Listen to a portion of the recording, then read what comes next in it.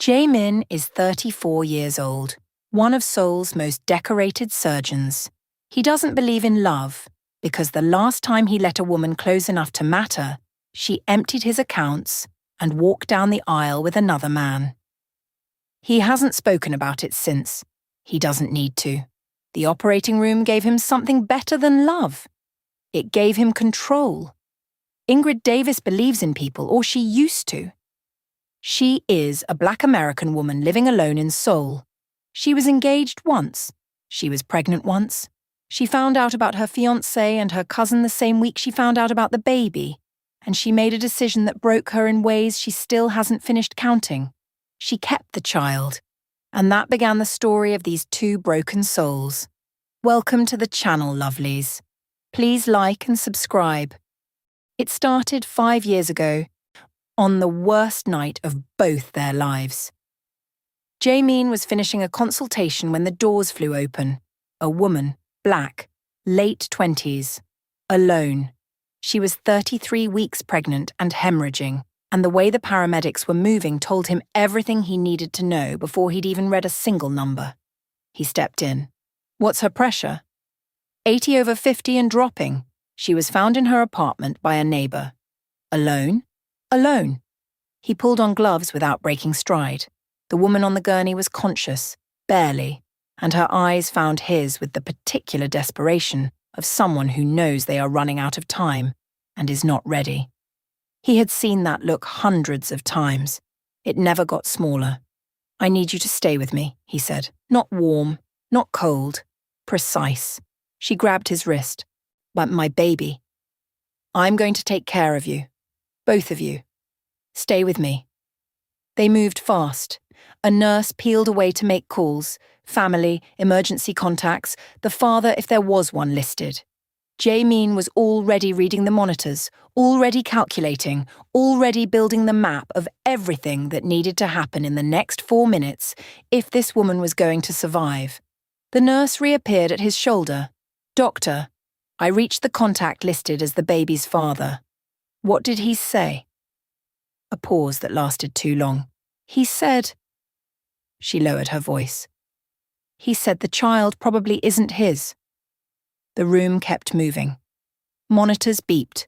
The team worked. Jae-min did not stop moving, did not change his expression. Moan did not let a single thing show on his face because he was a surgeon and the table was the only place that had ever asked him to be exactly who he was. But something happened behind his eyes. He finished the instruction he was giving. He crossed to the corridor. He picked up the phone himself and he dialed the number in the file, and a man answered on the third ring with the loose, careless voice of someone who had already decided none of this was his problem. The woman you're listed as emergency contact for is in critical condition, Jae-min said. She may not survive the night. I need you here. A pause. Look, I already told your nurse. The kid's probably not even mine. I don't care whatever happens. Just stop bothering my night. Jae-min hung up. He stood in the corridor for exactly 4 seconds. In 5 years of surgery, he had held dying people together with his bare hands and never once felt what he felt in those 4 seconds, a specific white-hot fury that had nothing to do with medicine. Then he walked back into the room and he fought for her like she was the only person left on earth.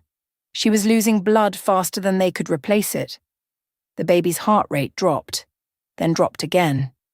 Jae-min's hands moved with the kind of focus that other doctors described later in hushed tones. Not because it was flashy, but because it was absolute. Every decision was correct. Every second was accounted for. It wasn't enough. The baby didn't make it. And in the last conscious moment before the anesthesia pulled her under for the emergency surgery that would save her life, she turned her face toward him and she whispered something so quietly that the nurses didn't catch it. He did. Please, save my baby. He saved her instead. It was all he had left to give. When he scrubbed out 2 hours later, the wing had gone quiet again. A junior resident said something to him. Probably congratulations, probably the right words. And Jae-min nodded, and walked to the end of the corridor and stood at the window and looked at the city for a long time. He didn't know her name yet. He'd been too busy keeping her alive to read it properly. He found out later it was Ingrid Davis, and then he went home and he told himself that was the end of it. He almost believed that for 5 years. 5 years is long enough to rebuild a life. Ingrid did it methodically, the way she did everything, step by step, with her jaw set and her grief packed somewhere she didn't visit often. She finished her grief counselling. She got her qualifications. She applied for a postgraduate administrative program attached to a hospital in Seoul. And when she read the name of the hospital in the acceptance letter, she went very still. Seoul General. She sat with that for 3 days. Told herself it was just a building. Told herself the hospital had nothing to do with the night she'd spent inside it, unconscious and broken, waking up to a ceiling she didn't recognize, and an absence she would spend years learning to carry. She told herself she was healed enough. She took the position. She was wrong about being healed enough. But she took it anyway because the alternative was letting fear make her decisions, and she had promised herself she was done with that.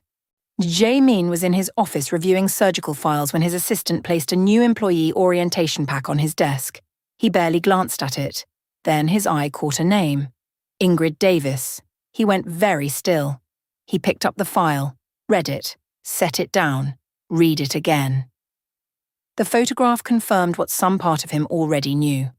Because a face like that, seen in the worst possible moment, does not leave you. He was standing at the nurse's station the next morning when she came through the main corridor. She was dressed professionally, carrying a tablet, speaking to someone from HR. She looked like a woman who had put herself back together piece by piece and decided the seams were nobody's business. She didn't recognize him. Of course she didn't. He'd been masked, gloved, gowned. She had been barely conscious. To her, he was a stranger in a white coat with a name badge she hadn't learned yet. To him, she was the woman he'd stood over at 2 a.m. while the world fell apart around her. He said nothing. He watched her move down the corridor, and then he went back to his files.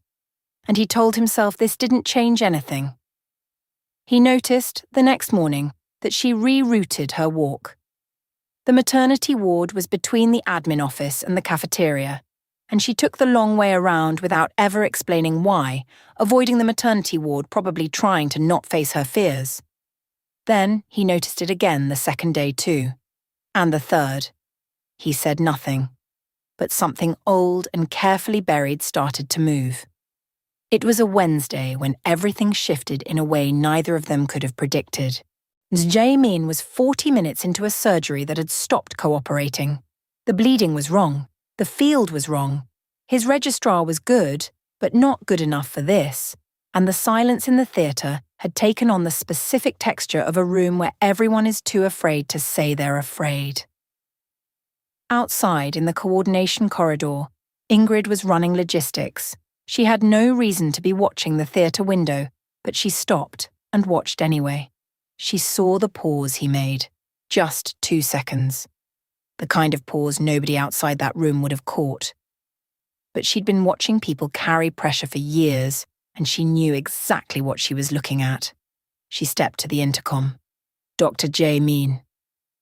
He doesn't respond, but she knows he can hear her. You're the best doctor here. The patient needs you. 4 more seconds of silence.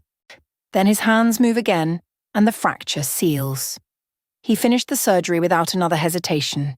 He walked past her afterward without saying a word. She didn't expect one. She went back to her tablet and her files and told herself it meant nothing. He went to his office and sat down and didn't open a single file for 11 minutes. 3 weeks later, late on a Tuesday evening, he was taking the corridor past the pediatric ward when he saw her. She had her back against the wall.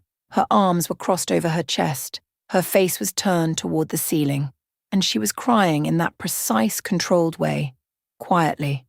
He stopped. He could have kept walking. He could have found an excuse, a file, a phone call, a direction he suddenly needed to be going. He stood there for a moment. And then he crossed the corridor and sat down against the wall beside her.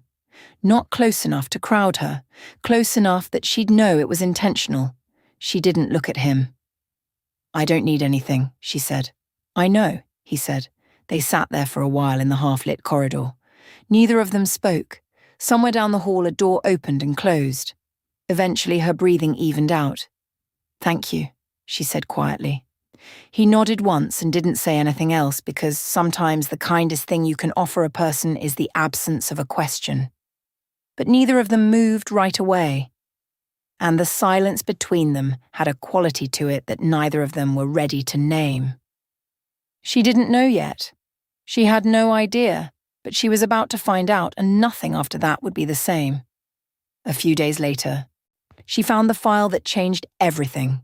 She reads her own name, her old address, her blood type, the date, 3:47 a.m. She reads the clinical description of that night in language that is stripped of all emotion, and the stripping makes it worse somehow. She reads the attending surgeon's name at the bottom of the report, Dr. J. Min. She sits with that for a very long time. The office was empty. The building was mostly quiet. She closes the file. She opens it again. She closes it. She puts both hands flat on the desk and stares at the wall and does the breathing exercise the therapist taught her in the first year, the one she doesn't need anymore, except apparently she needs it right now. Then she stands up. Then she goes to find him. He is in his office when she knocks, once clearly not the knock of someone who needs permission. "Come in." She opens the door and stands in the frame. She doesn't come in all the way. Her eyes are dry, which has cost her something. "You were there." He looks up from his desk. He looks at her face and he knows exactly what she's talking about, and he doesn't pretend otherwise. "The night everything happened." Her voice is steady. "You were the surgeon." "Yes." One word. No defense, no explanation, no redirection. Just the flat truth of it, offered without armor. She steps inside. She closes the door. "Why didn't you say anything when I started here? You knew. You've known this whole time." "What would I have said?" She opens her mouth and closes it again. "I don't know. Something." "You came here to work," he says. "You had already survived that night. I didn't want to be the person who made you relive it in a hallway." The silence that follows is not empty. It is dense with things neither of them has words for yet. She sits down across from him. He waits. "Did you know," she asks, "that he wasn't coming?" "Yes." "When did you know?" "Before you did." She exhales. It is a long breath, the kind you take when you've been holding it for longer than one conversation. "What did he say exactly? The man who—" She stops, starts again. "What did he actually say?" "He laughed," Jamin says simply. "And then he said the child probably wasn't his." She doesn't react visibly. She's had 5 years to imagine that call. The reality is almost easier than the imagination. Almost. "I'm sorry," he says. She looks at him sharply. Not offended, just surprised. For what?" "You saved my life." "I know," he says. "I'm still sorry." They didn't plan what happened next. It simply became routine. Some nights it's the break room at 11 p.m. The hospital quiet around them, bad vending machine coffee going cold on the table between them. Some nights it's the courtyard, where the benches are damp from evening rain, and the city hum is low and almost peaceful. They talk the way people talk when they have stopped performing wellness. "His name was Derek," she says one night. "We'd been together 4 years. I planned everything about my life around him." "My cousin was at our engagement party. She gave a speech. She cried during it." Another pause, and her voice stays level, which is the most devastating version of what she's describing. "I found out about them 3 weeks before the wedding. I went to meet her, and I found them together in her apartment." "What did you do?" "I closed the door." She looks at the courtyard wall. "I didn't even fight. I just closed the door and drove home and sat in my car for about 3 hours, trying to figure out how many of the last 4 years were real." "How many were?" She almost smiles. "The dog was real. We had a dog." She picks up her coffee cup and puts it down without drinking. I was 8 weeks pregnant when I found out. I decided to keep the baby. I decided that whatever he was, whatever she was, that child was mine, and I was keeping it. And then I lost it anyway. In a hospital in Seoul where I didn't speak enough of the language and the one person I called didn't answer and She stops. He doesn't fill the silence. I just thought, she says finally quietly, that some things you're supposed to get to keep. He looks at her. Yes, he says, you're supposed to. She looks back at him. Okay, your turn. He turns the cup in his hands, slowly. Her name was Soo-yeon. We met during my residency. I thought she was the most honest person I'd ever met, which tells you something about how good she was at lying. He says it without bitterness, which is almost worse than bitterness. 3 years. She never loved me. I know that now. I was a specific kind of useful, a surgeon with good prospects and a family that asks few questions. She took money in amounts small enough I didn't notice. She was planning her wedding to another man for the last 8 months we were together. How did you find out? Wedding invitation, a mutual acquaintance not knowing. Handed it to me at a conference. He pauses. Our names were both on the past, mine and his. She had apparently told people we were close friends of hers. Ingrid stares at him. She put your name on the invitation. Yes. That is... She breathes. That is a specific kind of evil. Yes. What did you do with it? I went back to my hotel room, he says, and I sat very still for a very long time, and then I made a decision. What decision? He looks at her. That I would never do any of this again. She holds his gaze. Yeah, she says softly. I made that same decision. I know. We're both very smart people. Yes. And completely alone. Yes.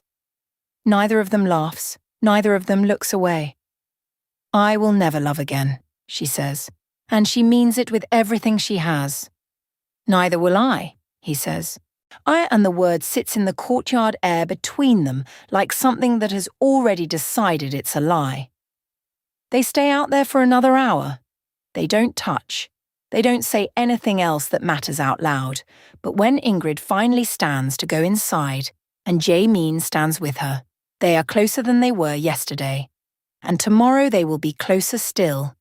And neither of them is thinking about anything except the other person's face, which is exactly where the real danger begins. The first sign that something has changed is that Jae-min starts using her last name. Not in a formal document way, in a deliberate way. The kind of deliberateness that only exists when someone is seriously putting in the work to cause distance and hoping nobody notices the effort. Ms. Davis, he'll say, clear, clipped, professional.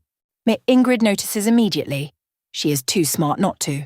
She also notices that he has started taking a different route to the surgical wing, one that does not pass her office, and that when they do end up in the same room, his eye contact lasts exactly as long as required and not 1 second longer. She responds in kind. They visibly start to avoid each other the best way they could, silently keeping to their vow they've made never to fall in love, and the other party wasn't going to make them change that. Within a week, she has volunteered for every administrative shift that buries her in the records office by 7 a.m.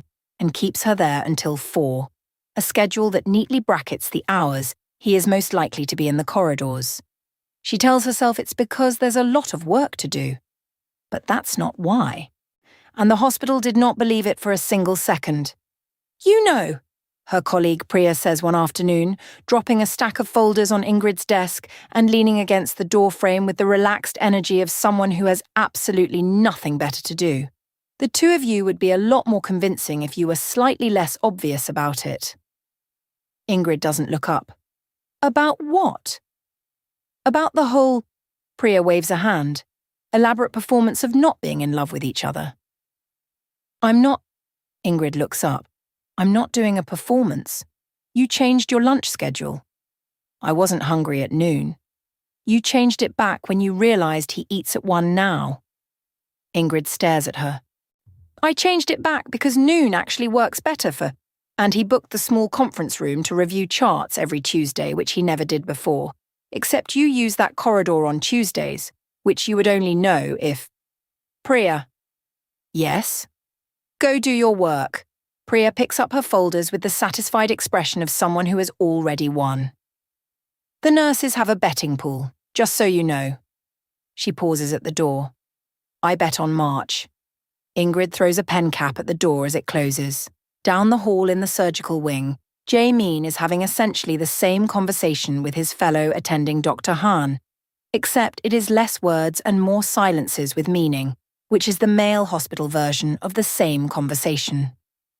The new administrator, Han says with no preamble, looking at a patient chart he is not actually reading.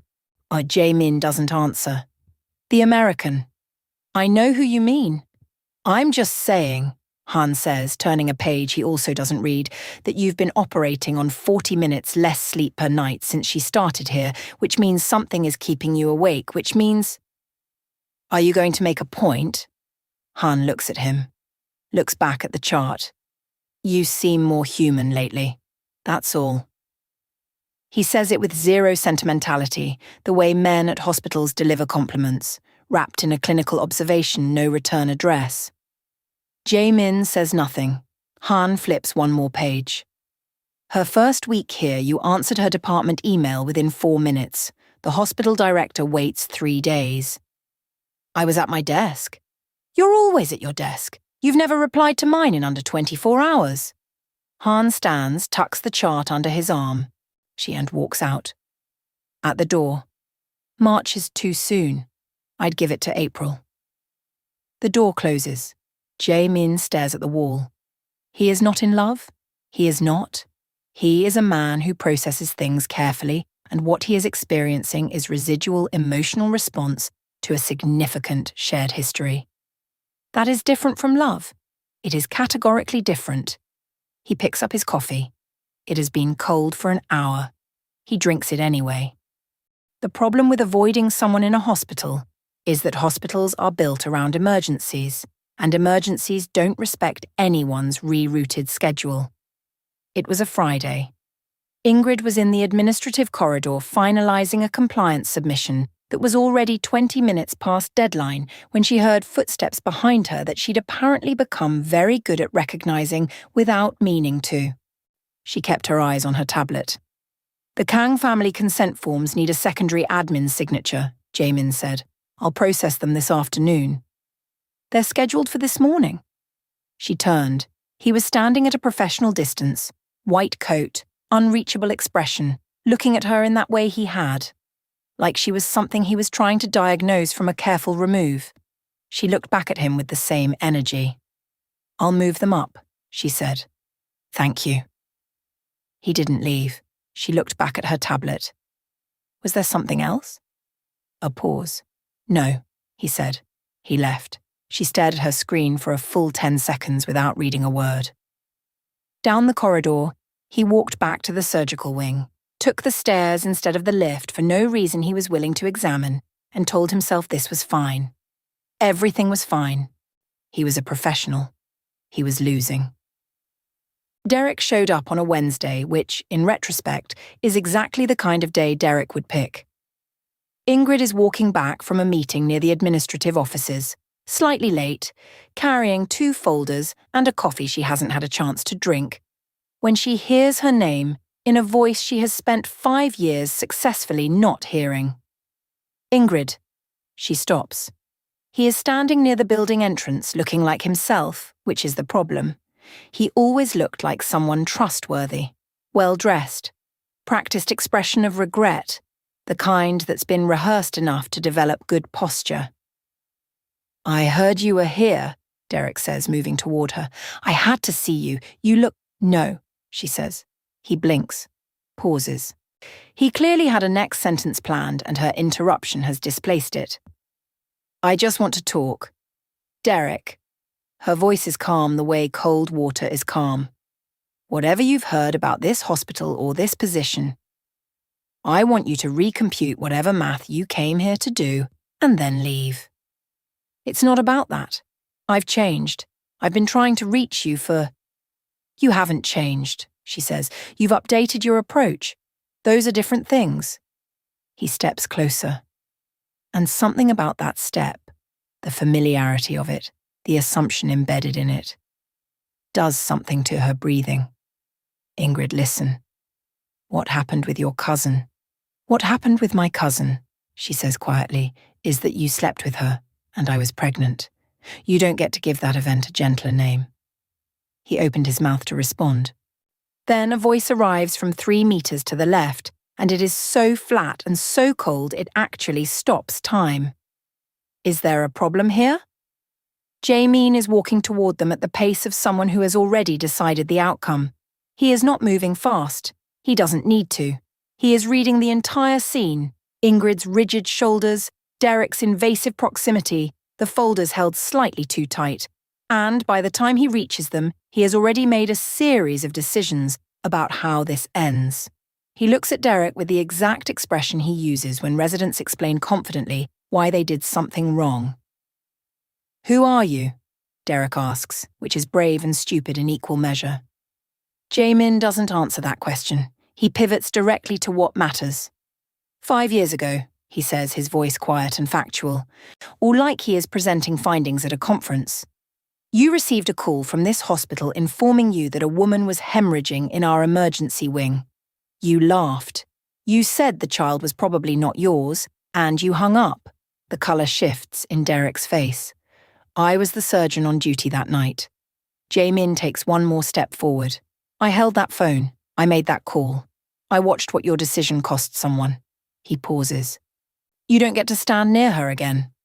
There are 3 nurses and an administrative resident in the immediate corridor.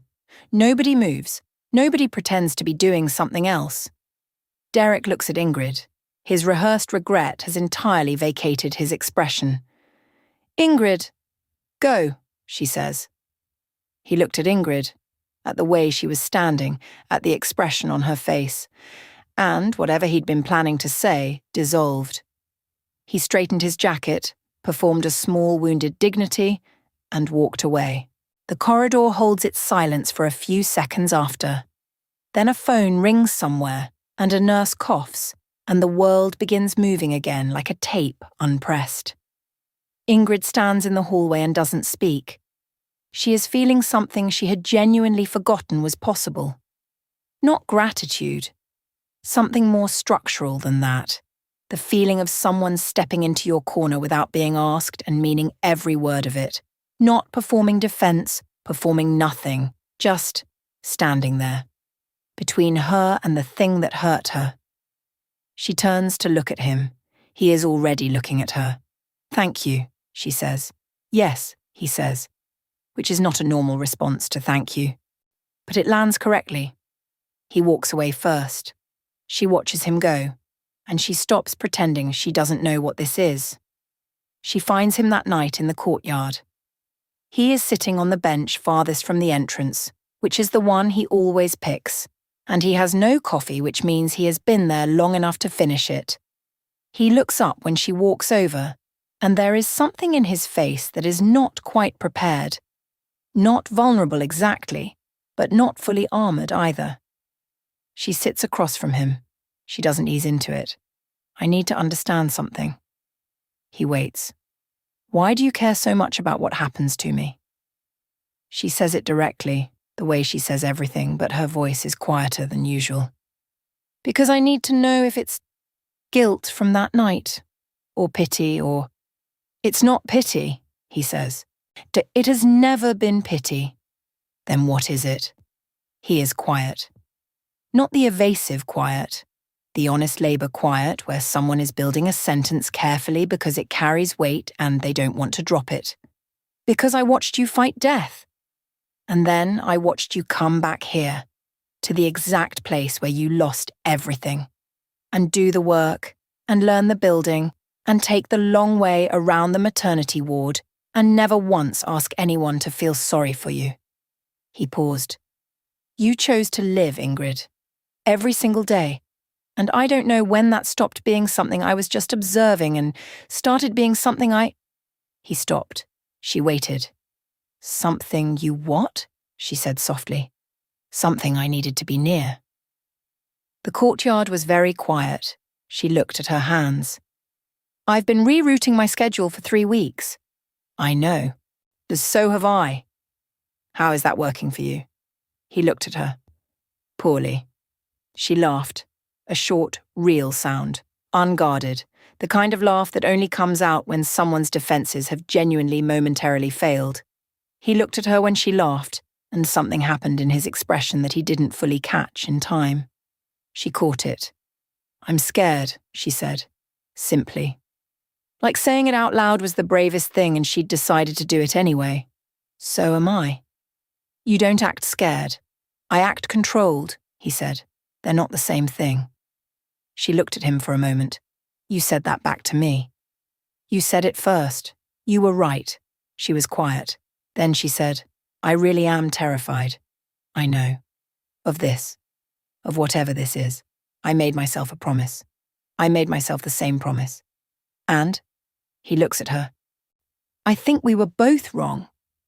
She broke down and cried a little, and he hands her the sleeve of his coat because there's nothing else available, and they are both aware that this is a slightly absurd gesture, and it helps, somehow, that they can both see that. I need it to be slow, she says. I need us to be careful. Slow, he agrees immediately. You can't be formal with me, and then show up and dismantle my ex-fiancé in a hospital corridor, and then act like we're colleagues. I know. That is not slow. I know, I'm sorry. A pause. He shouldn't have been that close to you. He shouldn't have, she agrees. And then, despite everything, the way you said it, you don't get to stand near her again. She looks at her hands. I didn't know I needed someone to say that. I didn't know that was something I was waiting for. You weren't supposed to wait for it. It should have been obvious long ago that you were worth defending. She looks up at him quickly. He is not performing the line. He is just saying it, like a fact, with the same tone he'd use for a clinical result.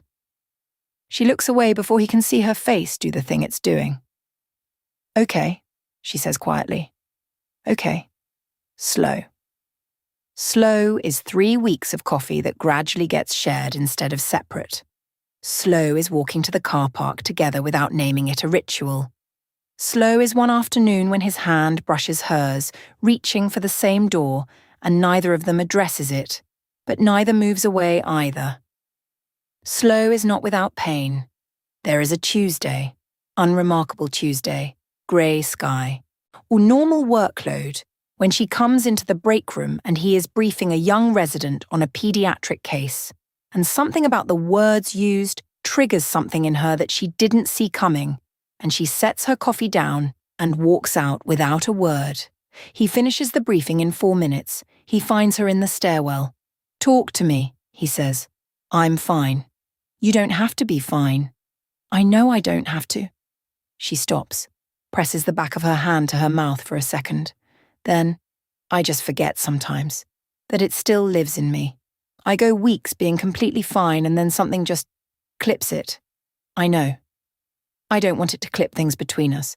I don't want to be fragile in this. Ingrid.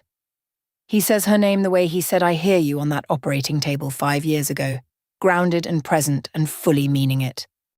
You are the least fragile person I have ever met. You are having a moment. Those are different. She inhales, nods, doesn't quite meet his eyes. Can I show you something? He says. She looks up. He walks her to the maternity wing. She knows where they're going, about halfway there, and her steps slow slightly but don't stop. He doesn't take her hand and doesn't guide her.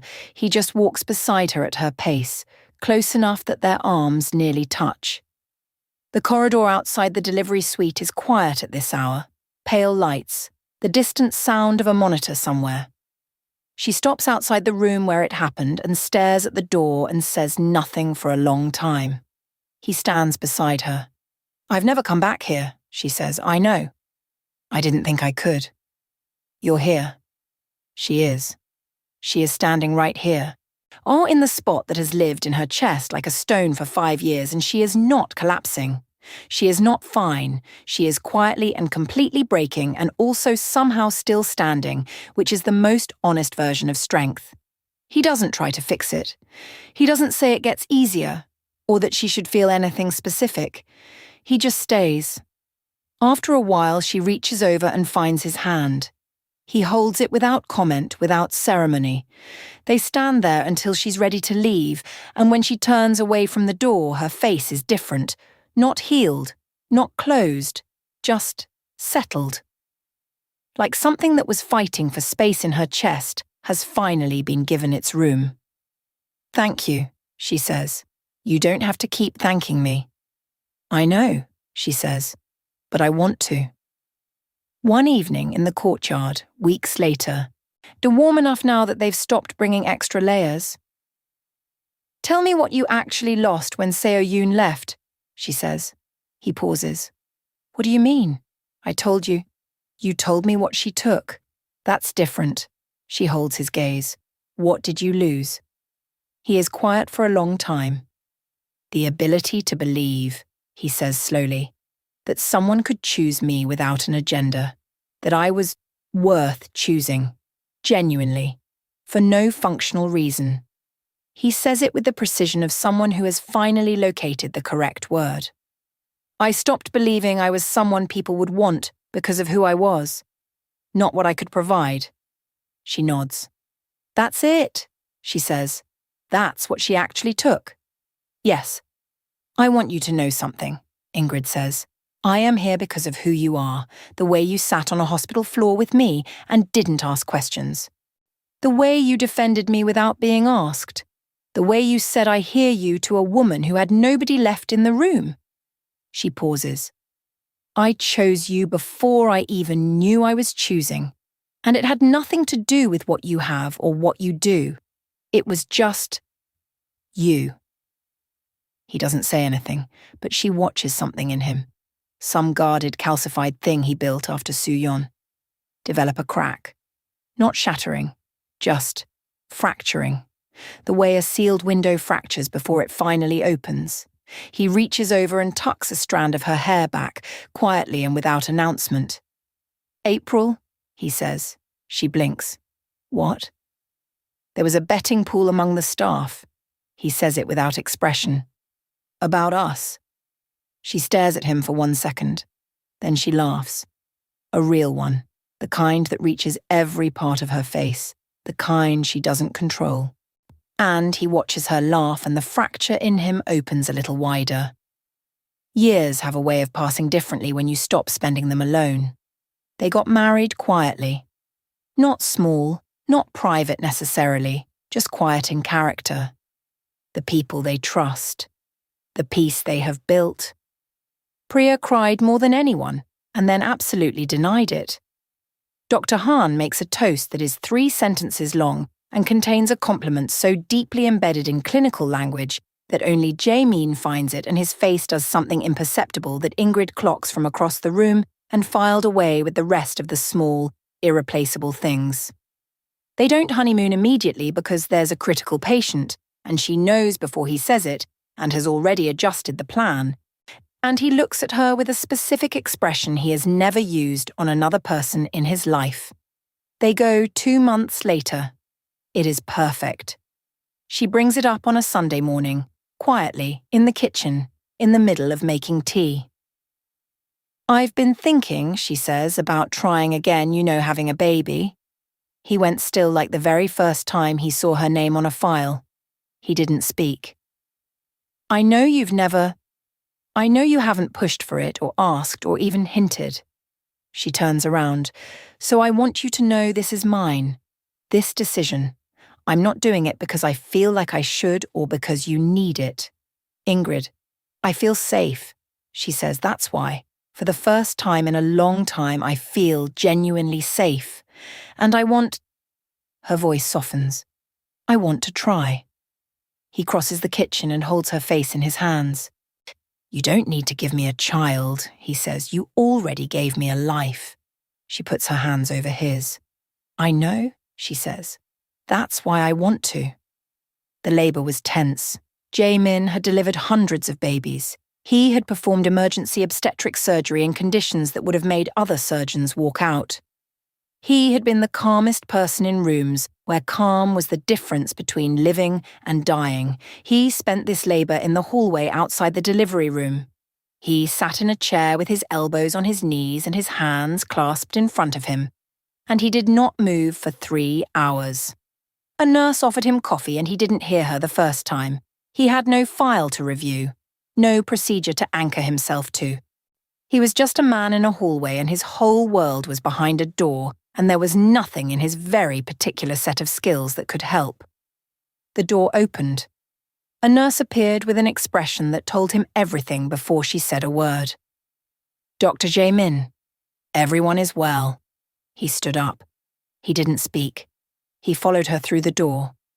Ingrid was exhausted in the way of someone who has just done something monumental and knows it. She looked at him when he walked in and her face did something complicated and honest, and he crossed the room and sat beside her and took her hand, and they looked at each other without speaking for a moment, and everything that needed to be said was said in that. The nurse placed the baby in his arms. He looked down. The weight of a newborn is specific. He had felt it hundreds of times. And he had always felt it with professional care, the clinical calibration of someone assessing and protecting. He felt it now as something else entirely. Something that went through the professional and the careful and the controlled and landed somewhere underneath all of that. Somewhere he'd spent a long time keeping locked. He thought about a night 5 years ago. A woman on a gurney. A phone call from a man who said it wasn't his problem. A whisper before she went under that he had never quite put down, "Please save my baby." And himself standing over her with his hands and his skill and everything he had, fighting for a life that had, against every odd, fought back. He looked at his daughter. He thought about everything she had survived to be here. Everything Ingrid had survived. All the grief and the silence and the long way around maternity wards and break room confessions and courtyard midnights. The whole impossible distance from that night to this one.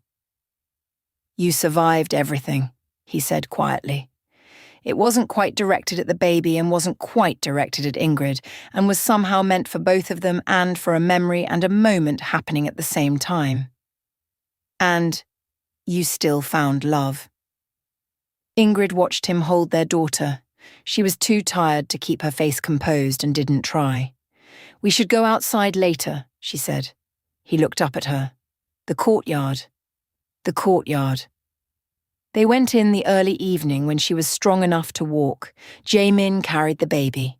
The courtyard was the same as it had always been. Same bench, same city, hum beyond the walls. The same light that fell at the same angle it always had. The place where he had first sat beside her without asking questions. Where she had found him after Derek left and told him she was done pretending. Where two people who had been made of scar tissue had slowly, carefully, inexpertly learned to be made of something else instead.